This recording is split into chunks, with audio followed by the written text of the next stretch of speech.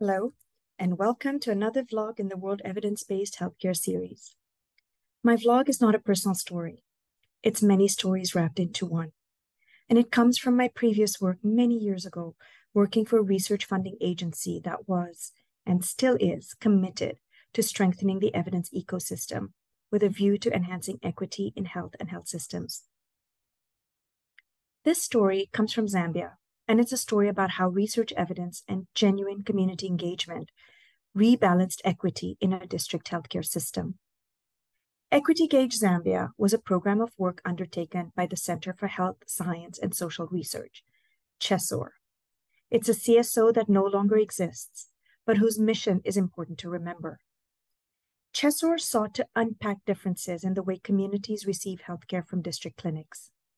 CHESOR used research, they used evidence, to demonstrate significant unfair, unjust, discriminatory, and inequitable practices. If I take a quote from a CHESOR presentation from 2008, we learn the power of influence. And I quote, "Central level officials wielded more power than district level staff, who in turn wielded more power than health center in charges. Ultimately, the health center in charges wielded more power over community representatives in health, with the community left essentially powerless to have a say in the health system." What I found unique and innovative, even back then in 2005, 6, 7, and 8, was that CHESOR used this knowledge of power imbalances to demonstrate what was going on in the community through drama, songs, sermons, and poems as their mediums of voice. And the best part?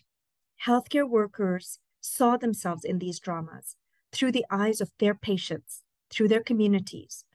And whether it was shame or moral realization or social solidarity, a combination of all or something completely different, that was the most powerful motivator for behavior change agent in these communities.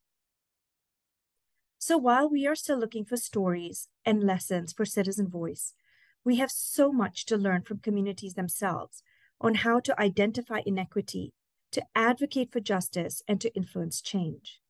Stories from the past, such as this one, need to be resurrected so that we no longer reinvent the wheel or waste more resources to learn the same things. Let us use history, let us use experience and lessons to learn from community voice and to rebalance the power in the evidence ecosystems for better health equity.